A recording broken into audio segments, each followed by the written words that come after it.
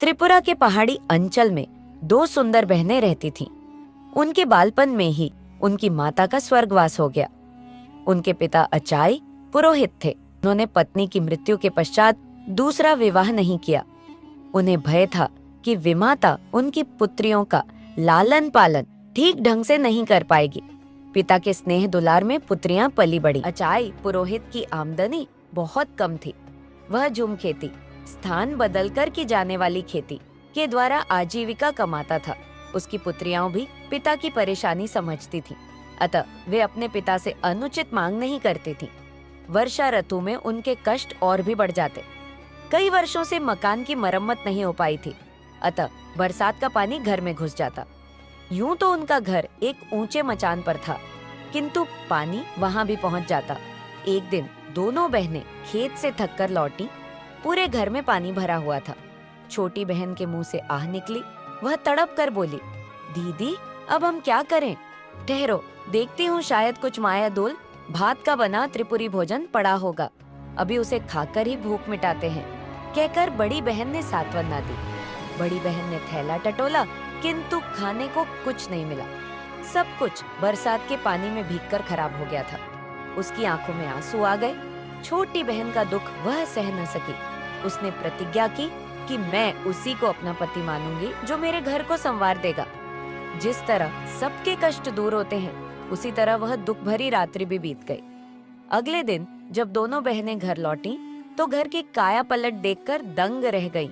सारे घर की मरम्मत की गई थी तथा खाने पीने का सारा सामान भी मौजूद था। इतने खाद्य पदार्थ उन्होंने पहले कभी नहीं देखे थे। अचाई ने भी घर का परिवर्तन देखा तो उत्साह के साथ बोला, हो ना हो, यह तो वनदेवी की कृपा है।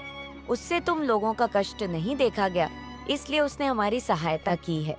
पिता तो भरपेट खाकर सो गए, किंतु बड़ी बहन उनके अनुमान से संतुष्ट न थी। वह चांदनी रात में बाहर आकर खड़ी हो गई। तभी उसकी नजर एक विशालकाय अजगर पर पड़ी। वह अजगर उनके घर से निकलकर जा रहा था। बड़ी बहन ने उसी क्षण निर्णय ले लिया कि वह अजगर को ही अपना पति मानेगी। उसे पूरा विश्वास था कि उनके घर की दशा संवारने में अजगर का ही हाथ है। छोटी बहन के लाख समझाने पर भी वह अकेले खाना खाने नहीं बैठी। तब हार कर छोटी बहन ने अपने जीजाजी को पुकारा, कुमोई कुमोई, माइटा नानी फायदे दो, जीजाजी खाना खाने आइए। यह आवाज सुनते ही अजगर घर में आ पहुंचा। दोनों बहनें उसके विशाल स्वरूप से घबरा गईं, किंतु वह शांति से भोजन करके लौट गया। यह क्रम काफी समय तक चलता रहा। एक दिन अचाई पुरोहित को पता चला तो वह आग बबूला हो उठा। उसकी सुंदरी पुत्री एक अजगर को पति माने, यह उसे स्वीकार न था। जब बड़ी बेटी खेत पर गई तो उसने छोटी बेटी से कहा, तुम रोज की तरह जीजाजी को पुकारो। छोटी ने समझा कि शायद उससे मिलना चाहते हैं। उसने फिर हाक लगाई, कुमोई कुमोई, माइटा नानी फायदे दो। अजगर ज्यों ही मचान के पास पहुंचा, आड़ में छिपे अचाई पुरोहित ने तेज हथियार से उसके टुकड़े टुकड़े कर दिए। छोटी फूट फूट कर रोने लगी। बड़ी बहन ने जब अपने अजगर की मृत्यु का समाचार सुना तो वह दुखी हो गई।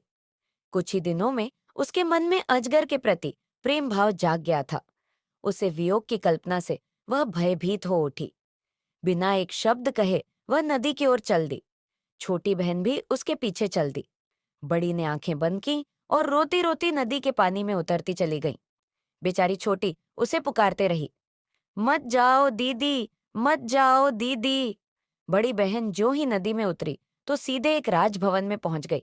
जल के नीचे इतना सुंदर महल देखकर वह दंग रह गई। प्रवेश द्वार पर उसका अजगर पति स्वागत के लिए खड़ा था। उसके बाद वह वहीं सुखपूर्वक रहने लगी।